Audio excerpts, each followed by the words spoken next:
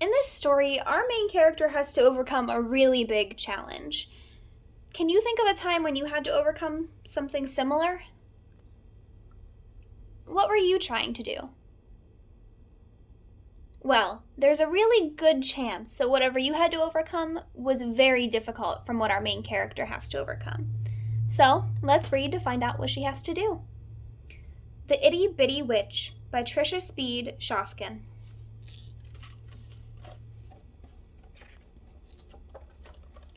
Betty Ann Batsworth couldn't wait to get to her classroom.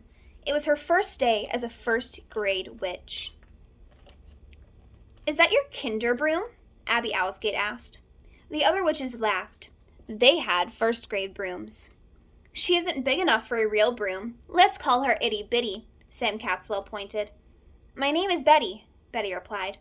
"Hi, Betty," Taylor Toadsley waved. How do you think Betty feels about starting at a new class and already her classmates have a nickname for her? How do you think you'd feel if you were being called Itty-Bitty? Between the broom closet and class, other witches called Betty Itty-Bitty at least 5 times, which she didn't like, not one bit. She started to feel itty-bitty inside. During morning meeting, Miss Fitz said, "This year, you get to fly in the Halloween Dash. Each grade has its own race and one winner. All month long, we'll practice for it." Betty had an idea. If she won the Halloween Dash, maybe she wouldn't be called Itty-Betty anymore. The next day, Miss Fitz taught the witches to race. The other witches bolted, but Betty's broom was shorter and she couldn't keep up. Betty had an idea. What if she tried a running start? Swoosh, whoosh. Uh-oh.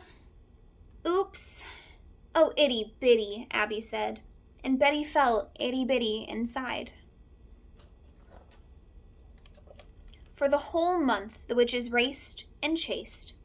Miss Fitz said, "Practice makes magic." Betty tried for speed. She nosedived. Whoosh. Uh-oh. Oops. "Oh, itty-bitty," Sam said. "It's Betty," Betty said. But she felt itty-bitty inside.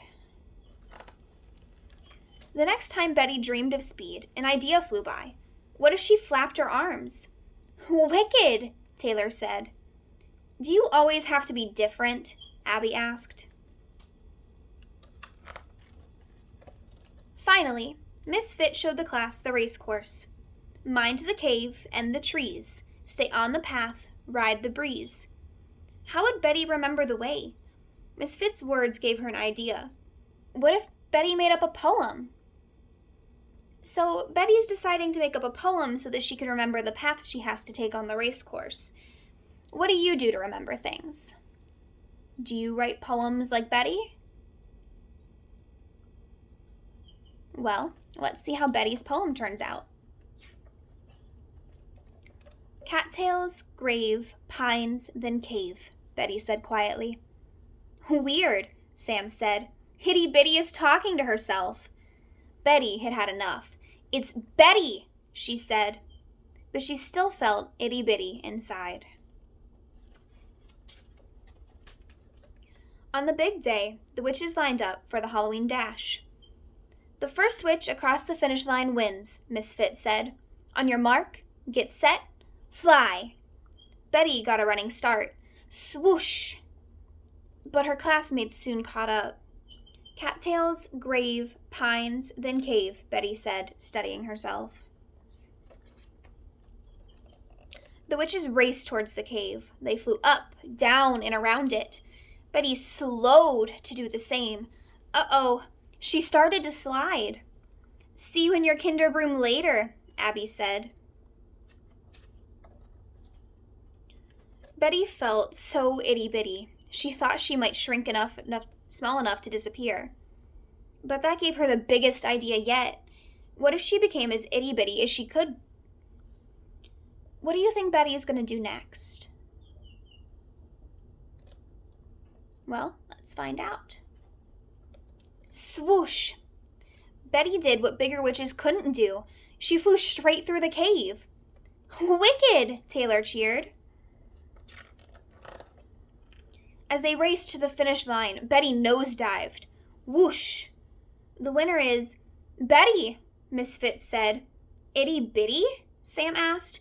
No, Itty-Bitty, Betty said. She felt big inside. The class chanted, Itty-Bitty, Itty-Bitty. And Betty liked her new nickname. Every itty bit. Were there any similarities or differences from your challenge from Betty's? I'm sure that your challenge wasn't a broom race, but it might have been really difficult, just like her challenge was. How were you able to get through yours? Although some things seem impossible sometimes, we need to remember to never give up.